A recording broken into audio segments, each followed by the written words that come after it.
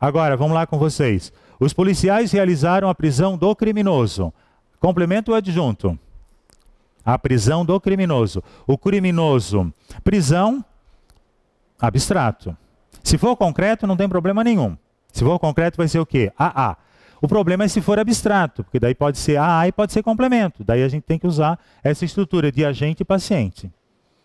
Tá, gente? É assim que tem que explicar, porque senão ninguém vai conseguir acertar, hein? Então, a prisão do criminoso. O criminoso foi preso ou ele prendeu? Foi preso, então ele, o que que ele é? Ele é um paciente, né? A fuga do criminoso foi cinematográfica. O criminoso fugiu? Sim, ele fugiu, então ele é o agente, ele que praticou a ação, né? A pergunta do repórter e a pergunta ao repórter. Qual que é o agente e qual que é o paciente aqui? A pergunta do repórter, aqui o que que ele é? Aqui ele é agente. E aqui, a pergunta ao repórter, aqui ele é paciente, porque perguntaram para ele. A crítica ao professor e a crítica do professor. Mesma coisa, né? A crítica ao professor, ele foi alvo da crítica. E aqui a crítica do professor, ele que fez a crítica, ele foi o agente. Então aqui tudo que é o vermelhinho é o AA, né? E o azul é o complemento nominal. Tem que exercitar, isso tem na apostila, é bom fazer um exercício, dar uma olhadinha em casa, tá? E aí? 13ª. Outra solução criativa foi pensada e realizada na Austrália, onde um centro de detenção foi elaborado. Enfim, a gente já leu isso. Assinale a alternativa que mostra 3 substantivos derivados de verbo. Aqui é uma questão de morfologia, derivação das palavras. Então, assinale a alternativa que mostra 3 substantivos derivados de verbo. Então, se o substantivo é derivado de um verbo, a gente tem aqui uma derivação regressiva. Olha aqui, ó. Substantivos derivados de verbo. Tem também o nome de deverbal, derivação deverbal, derivação pós-verbal e derivação retrógrada. São outros nomes que a gramática dão para a derivação regressiva. Como é que a gente faz? Ó? A gente substitui as terminações do verbo, né, por a, e, o ou são. Quer ver? Ó? Deter, detenção. Transportar, transporte. Superlotar, superlotação. Então eu fiz isso, eu transformei, né, um verbo em um substantivo. Aí ele quer saber o seguinte, quer ver? 3 substantivos derivados de verbo. Quais são? Por exemplo, solução. Solucionar, solução. Mas centro. Centro já é um substantivo, né? Já é um substantivo. Então, né? Aqui, ó, detenção, mercadorias e navios. Detenção, por exemplo, ó, centro é concreto. Aqui, navios é concreto. Então, ele não deriva de nenhum. Se ele é concreto, ele não deriva de nada. Se ele for abstrato, ele deriva de algum verbo. Perceberam? Aqui, ó, detenção deriva do verbo deter. Transporte deriva do verbo transportar. E superlotação deriva do verbo superlotar. Aqui, solução, mercadorias e prisão. Mercadoria não é substantivo concreto? Então, ele não deriva. Então, ó, solução sim, mercadoria não e prisão. Prender, prisão, sim. Custos, prisão e celas. Celas, né? Celas é substantivo concreto. Então, daí nós temos essas possibilidades. Vamos fazer um exemplo rapidamente? Abalar, como é que seria o substantivo derivado? Abalar. Abalo. Alcançar, qual que seria o substantivo derivado? Derivação regressiva. Alcance. A buscar, qual seria? A busca, né? Você pode botar até o O aqui na frente, o A, o artigo, né, para saber as possibilidades. Combater. Combate. Comprar. A compra, né? E jogar, o jogo. Aí eu penso um pouquinho. Ancorar. Ancorar. Né? Desculpa, âncora. Âncora, eu posso dizer que âncora foi derivado de ancorar? Não, porque âncora é o substantivo concreto, não pode ser derivado. Era isso que eu queria que vocês entendessem, né? Aqui, ó, âncora, por exemplo, escova. Eu não posso dizer que escova derivou-se de escovar, porque escova é um substantivo concreto, ele não foi derivado de um verbo. Tranquilo? Aqui também eu já vi em algumas provas de vocês a derivação imprópria ou conversão, tá? Não há alteração na estrutura da palavra. Há a simples mudança da classe gramatical. Eu não mudo a palavra, eu mudo só a classe da palavra. E a gente chama isso de derivação imprópria. Ó, a regressiva vem do verbo, a imprópria eu só mudo a classificação. Quer ver? Ó? Os bons serão recompensados. O que é bom? Não é um adjetivo? Aqui, qual é a classificação dele aqui? Os bons. Substantivo. Então, o que eu fiz assim? Ó? De adjetivo, ele passou a ser substantivo. A gente chama isso de processo de substantivação. Transformar uma palavra de qualquer classe gramatical para uma outra classe gramatical. Perceberam isso? Aqui, ó. É bonito o andar de Helena. O que é andar? Se eu pegar só a palavra andar. Verbo. Andar é verbo. Mas aqui esse andar é verbo?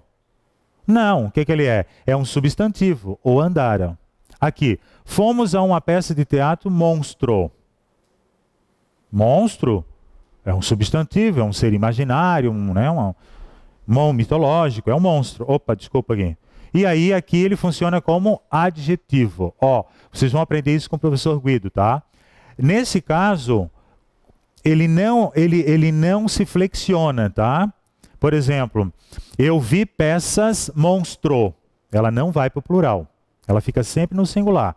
É uma palavra que eles usam no concurso, tá? Eles colocam monstros. Não, é monstro, é singular. Mas isso é coisa de concordância, né? Coisa de concordância. Vamos lá, 14ª questão. A cadeia ainda teria espaços para manter um campo de agricultura. O mesmo exemplo anterior, né? Assinale a alternativa em que o fragmento do texto reescrito teve seu significado original alterado. Ah, então é questão de reescritura, né? Então,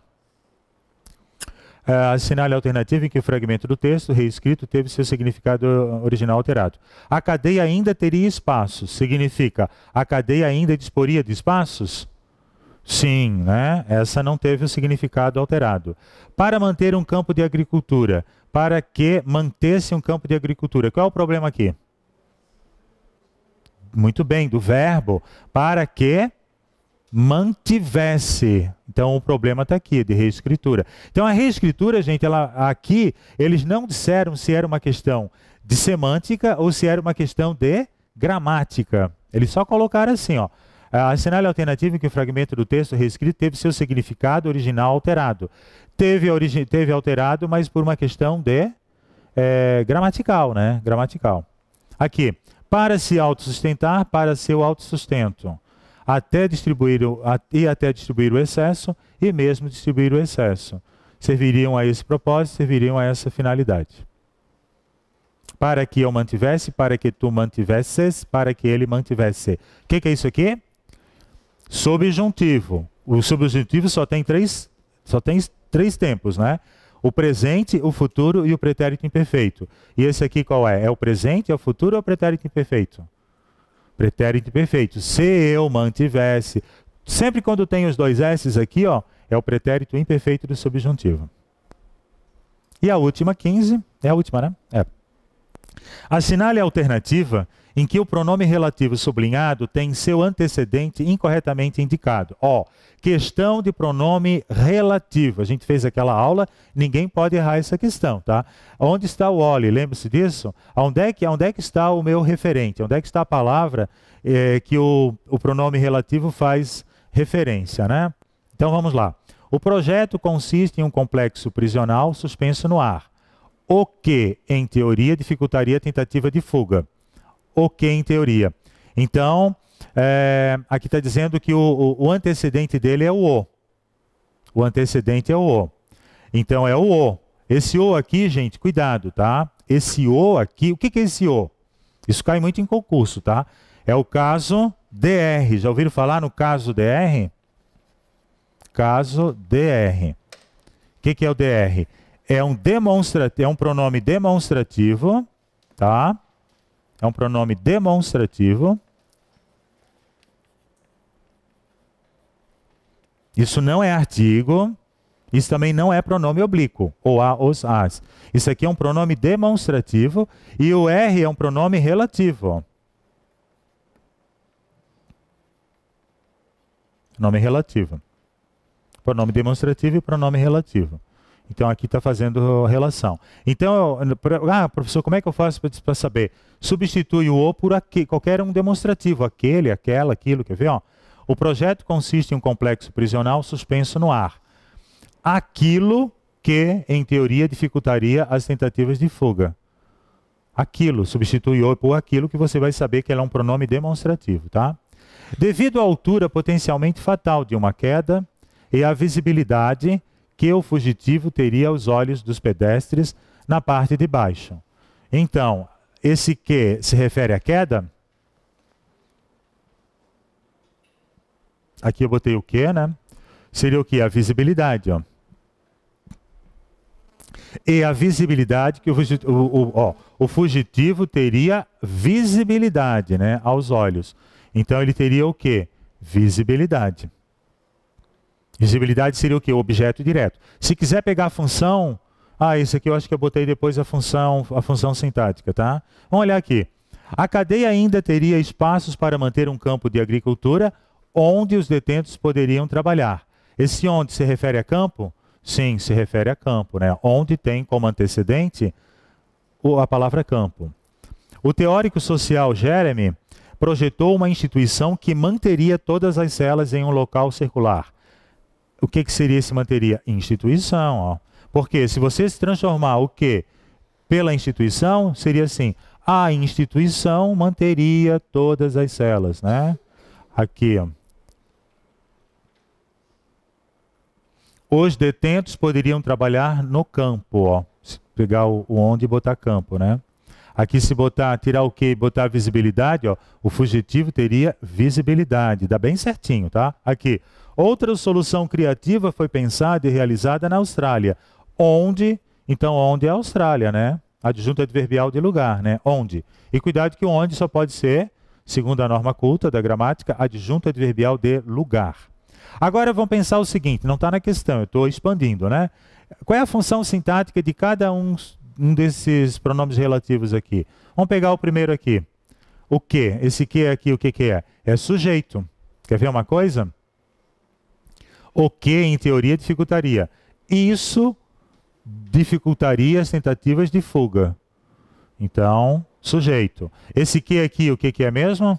Objeto direto. Ó.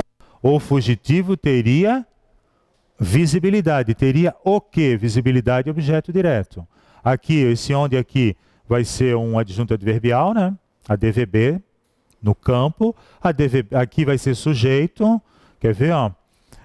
Instituição. Então, a instituição manteria todas as celas. Então, aqui é o sujeito e predicado. Então, teria a função de sujeito. E aqui seria a função de adjunto adverbial também. Porque, ó, um centro de detenção foi elaborado na Austrália. Na Austrália, adjunto adverbial de lugar. Isso pode ser que eles perguntem, tá? É uma possibilidade. Então, não esqueçam que o pronome relativo, ele tem função sintática. Diferentemente, quais são as duas classes gramaticais que não têm função sintática? Preposição e conjunção. Não tem função sintática. E aí acabou a nossa primeira parte da aula. A segunda parte vai ser um pouquinho mais agradável, tá? Eu elaborei para vocês aqui um material. Então, vamos passar aqui para a interpretação do texto. Eu escolhi essa música por dois motivos. Primeiro que já caiu como prova de concurso público da banca Fundação Carlos Chagas. Não foi a banca de vocês, né?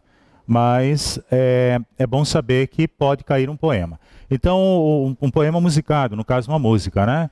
João e Maria é o título, é Chico Buarque e Sivuca, eles fizeram a letra, né? E ele vai, eu tenho as perguntas aqui relacionadas a esse texto, aqui na página 1, né? Qual é o gênero textual? Então, se eu perguntasse para vocês, qual é o gênero textual? O que vocês me responderiam? É o quê? Deixa eu botar aqui que eu já fiz direitinho aqui as perguntas. Tem a letra da música. Todo mundo conseguiu entender o que aconteceu aqui? Não é muito fácil não, tá? Vários alunos que com os quais eu trabalhei esse tema, eles não conseguiram entender o que tinha acontecido, né? Isso aqui conta uma história, né? Você tem todo um contexto para analisar. E é uma história das nossas vidas. É uma história que a gente já vivenciou quando a gente era criança, né? Vamos ver como é que funciona isso? Então, qual é o gênero textual? O gênero, então, é um gênero poético, né? É um gênero poético. Estamos tratando. Qual é a característica da poesia, do poema, né? É de você trabalhar com a subjetividade, com a imaginação.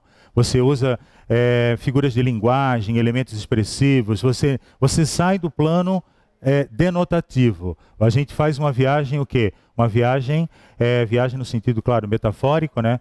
É uma viagem sensorial, uma viagem poética, descobrindo outro sentido das palavras. Então, qual é o gênero textual? O gênero é poético. Qual é a tipologia textual? Qual é o tipo de texto? Tipologia nós temos na banca de vocês 3, tá? 3 tipologias. Quais seriam? Quais sejam? Tem a narração, a descrição e a dissertação. Qual dessa vai ser?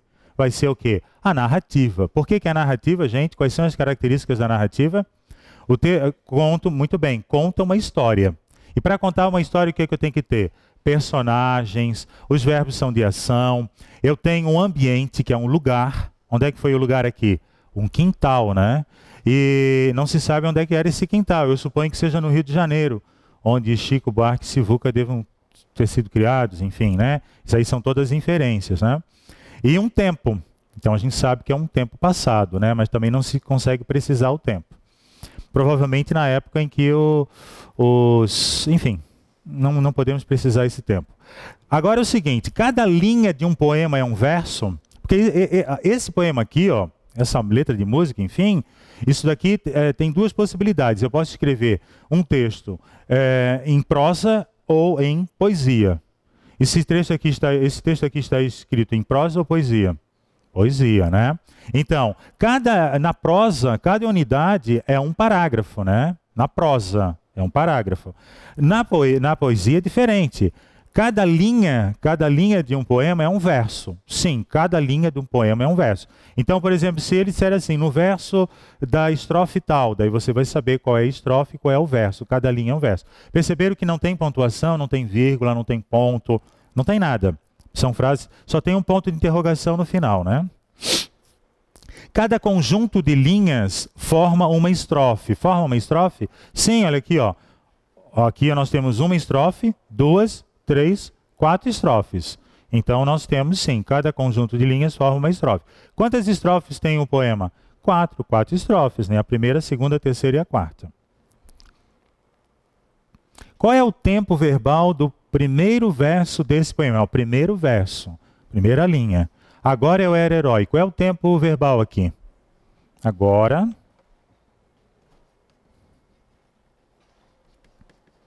eu era herói. Tem alguma impropriedade aqui, verbal? Tem algum problema nessa construção? Agora eu era herói? Aparentemente sim, né? Como é que eu corrigiria isso? Agora eu sou herói, né? Agora eu sou herói. Mas isso realmente é um erro? Não, isso não é um erro. Quem estuda isso é estilística, né? Estamos trabalhando agora com a estilística. Estilística. Estilo, né? Estilística. Então, existe uma possibilidade que a gente chama de licença poética, né? Existe a possibilidade de eu mudar a estrutura da língua para eu torná-la mais expressiva. Lembre-se daquela expressão que eu falei no início do curso, vem para a caixa você também? Teria que ser venha para a caixa você também, ou vem para a caixa tu também. Sabe por que a Caixa Econômica usou esse solecismo, digamos assim, né? Esse erro, venha para a caixa você também, para obter mais expressividade. Quem estuda isso é estilística. Aqui também nós temos, agora eu era herói. Quem é que fala assim? Quem é que fala assim, agora eu era herói? As crianças quando estão brincando, não é assim? Quando uma criança está brincando com a outra num jogo, né? Num jogo infantil, no desempenho dos papéis, né? Teatrais na infância, um diz assim, agora eu era herói, agora eu era isso. Então é típico de uma linguagem infantil, né? Não é isso? Linguagem. Quanta coisa a gente vai descobrir aqui na letra dessa música? Infantil, né? Usado nos jogos dramáticos, né? Vocês nunca brincaram na infância? Ninguém foi assim, agora eu era isso, agora eu era soldado, não era assim? Jogos dramáticos, né? Jogos dramáticos. Então, qual é o tempo verbal do primeiro verso desse poema? Era é o quê? O pretérito imperfeito, né? Pretérito imperfeito indicativo. Eu era, tu eras, ele era. Nós éramos, vós éreis, olha aqui, éreis e eles eram. Então é um pretérito imperfeito. A substituição do tempo verbal de eu sou para eu era provoca que efeito de sentido? Qual é o efeito de sentido que provoca, né? Eu substituindo eu sou para eu era. Qual é o efeito de sentido que provoca, né? Então, é um efeito de fantasia, de fabulação. Estamos no mundo da imaginação infantil. Linguagem comum aos jogos dramáticos infantis. Aqui. Nessa narrativa, qual é o tipo de narrador da história? Eu falei para vocês que quando a gente tem narração, pode ter um narrador participante e pode ter um narrador observador. Ele está fora da narração, ou ele está dentro da narração. Ele está fora ou está dentro? Está dentro. Como é que eu sei que ele está dentro? Porque ele é um narrador participante e eu sei pela primeira pessoa, o eu. Se estou eu estou dentro. Eu estou dentro do texto. Eu coloquei eu, meu, qualquer coisa referente à primeira pessoa, eu estou dentro do texto, tá? Então ele é participante, é um narrador participante. Aponte a ideia central dos acontecimentos das 4 estrofes. Aí, gente, aqui a gente entra no universo da interpretação, tá? No universo da interpretação. Vamos ver se vocês chegarem a essa conclusão. Olha só. Eu vou ler bem rapidinho. Agora eu era herói. Então, assim, vamos pensar um pouquinho. Qual é o ambiente disso aqui? Eu já falei que é um ambiente infantil, que são pessoas brincando aonde? Num quintal de alguma casa. Porque aqui tem. Para lá desse quintal é uma noite que não tem mais fim. É o quintal de alguma casa, né? Então, assim, agora eu era herói e o meu cavalo só falava inglês. Isso aqui é uma metáfora, porque na nossa infância, os produtos televisivos vinham em pacotes americanos. Então, eram os seriados americanos que a gente via quando era criança. Então, ele fez uma metáfora fazendo essa colocação, dizendo que o cavalo dele só falava inglês. Claro, era um cavalo de um seriado americano que foi trazido para o Brasil, né? E a noiva do cowboy era você, além das outras 3. Tinha um seriado, inclusive, que tinha 3 noivas, quer dizer, um cowboy que disputava, né, a preferência por 3 noivas. Mas isso aqui é uma referência a essa série televisiva, né? Então, eu enfrentava os batalhões, os alemães e seus canhões, numa inferência aos jogos dramáticos de guerra, né? Então, um grupo de meninos e meninas brigando com outros grupos de meninos e meninas. Enfim. Então, com referência à guerra. Guardava o meu bodoque e ensaiava o rock para as matinês. Bodoque é funda, né? Estilingue e tudo mais.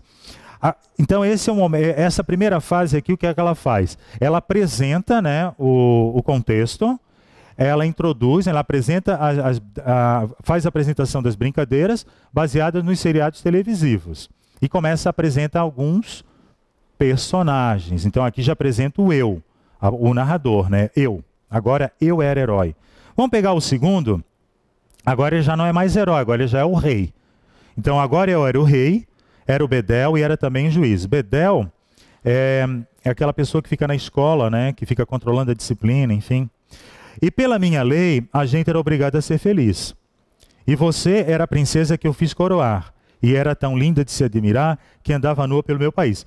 Agora entrou um segundo personagem, que é o quê? A garota por quem ele estava apaixonado, né? Então, a entrada do segundo personagem, a garota por quem o protagonista se apaixona, que é Maria. Como é que é o título do texto? João e Maria. Então, a gente pode fazer a inferência de que ele era o João e ela era a Maria, né? Então, a segunda estrofe entra um segundo personagem. Vamos ver o que acontece na terceira estrofe? Não, não fujas não, finja que agora eu era o seu brinquedo, que eu era o seu peão, o seu bicho preferido. Vem, me dê a mão. A gente agora já não tinha medo. No tempo da maldade, acho que a gente nem tinha nascido. O que aconteceu aqui? Aí houve uma interação entre o João, que é o eu, né? E a menina, né? A Maria, a menina, a namorada dele, enfim, a menina que ele queria namorar. E ele usa aqui assim, então vou colocar, né? Diálogo entre os personagens, entre João e Maria. João tenta atrair Maria para o jogo amoroso. Ou jogo infantil, enfim, né? Um jogo amoroso, porque ele já estava tendo uma atração, né? E aí, como é que termina essa história? Como é que termina isso? Termina de uma maneira trágica, feliz ou uma maneira trágica? Trágica. Porque o que acontece? Acabou a brincadeira, todo mundo foi embora, ele não reencontrou a namorada, e isso é uma metáfora para a vida da gente também. Quantas pessoas com quem a gente se relaciona e a gente depois nunca mais vê, né? E a vida vai tomando seu curso. Então tem esse sentido. Então nessa conclusão, né, é um final trágico. Acabou o faz de conta, a brincadeira, né? A garota sumiu de sua vida e ele ficou desorientado. Ele ficou desorientado, porque era uma noite que não tem mais fim. E agora? Como é que se termina ali assim, quer ver? E o que é que a vida vai fazer de mim? Muito bonito, é um texto bem profundo, tá, gente? É bem bacana essa música aí. Como fica evidenciada a diferença entre o plano da ficção e o da realidade? Bom, acabou a brincadeira, isso era ficção, né? E agora, qual será o destino, né? O que a vida vai fazer de mim? É o senso da realidade. Então a gente tem o plano da ficção e o plano da realidade, os dois planos. Tá? Então acabou a brincadeira, é o plano da ficção, né? que é a brincadeira como um todo, né? E qual será o seu destino? O destino do personagem, do João, né? O senso de realidade. Bacana, né? Eu gostei muito dessa música. Eu assisti um show dele, do Chico Buarque, no Rio de Janeiro. Ele cantou essa música. Foi o momento do show assim mais empolgante, né? Que todo mundo cantou. Vamos lá então? Agora vamos lá. Podemos afirmar que, isso aqui já é questão de concurso, tá? O mundo da ficção é mais favorável do que o da realidade, já que um não interfere no outro? Podemos fazer essa inferência? Opa, desculpa. Não, porque a gente vê que o plano da ficção influenciou o plano da realidade, né? Entre a realidade e a ficção, é preferível a realidade, já que sobre ela nós temos controle. A gente tem controle? Não temos controle. Pela música a gente não tem o controle, né, da realidade. Entre a realidade e a ficção, não existem fronteiras tão definidas, já que dados de um plano podem reproduzir-se no outro plano. Foi o que aconteceu com a música. Um dado de um plano ficcional, né, ele influenciou no plano na vida, né, na indagação, na perplexidade, né, do personagem. O medo da realidade nos impede de desfrutá-la? Não impediu de desfrutá-la. Nada existe fora do domínio da fantasia? Claro, existe o domínio da realidade. Então a gente vê que essa é a resposta da questão. Legal? Vamos lá, seguindo. Acabou a brincadeira, é ficção, né? E qual será o destino do personagem e a realidade? Agora vamos para outras. Isso aqui é de uma prova. Agora eu peguei de outra prova, tá? Só para a gente analisar. Aqui. É do TRE, no Rio Grande do Norte, 2011, Fundação Carlos Chagas. Técnico. Então, nos versos agora eu era herói e a gente agora já não tinha medo, o uso do advérbio agora mostra-se inadequado, pois os verbos conjugados no pretérito imperfeito designam fatos transcorridos no tempo passado. É novamente aquilo que eu falei, tá? Se a gente olhar assim, se a gente não olhar o contexto situacional, o contexto poético, o contexto da música, a gente vai achar que essa é assertiva verdadeira, mas ela é falsa, olha só. É adequada sim, o uso do agora é adequado, né? Por quê? Porque faz uma correlação temporal, né? Provoca o efeito estilístico, agora eu era herói. Remete o leitor ao mundo da fantasia. Nesse sentido, nos remete ao mundo da fantasia, né? Então essa não... Então ela aqui mostra-se inadequado? Não. Mostra-se adequado. Essa aqui está errada. 2. Em finja que agora eu era o seu brinquedo. Finja que agora eu era o seu brinquedo. E sim, me dê a mão. Os verbos grifados estão flexionados no mesmo modo. Quantos modos nós temos? Indicativo, subjuntivo e imperativo. Qual dos três modos esses verbos estão? Imperativo. O que é o modo imperativo? Ele manda, ele ordena, ele orienta, ele pede, ele solicita, né? Então, o verbo imperativo, né? Aqui, ó. Finge tu, finja você. Cuidado com G e o J aqui, ó. Finge tu, finja você. Dá tu, dê você. Que é o imperativo dos verbos fingir e do verbo dar, né? Então estão no imperativo. Vamos ver essas aqui. Substituindo essa expressão a gente, né, pelo pronome nós. Eu quero substituir a gente pelo pronome nós. Nos versos. A gente agora já não tinha medo. Ou então, acho que a gente nem tinha nascido. A forma verbal resultante, sem alterar o contexto, será teríamos. Será ou não será? O que vocês acham?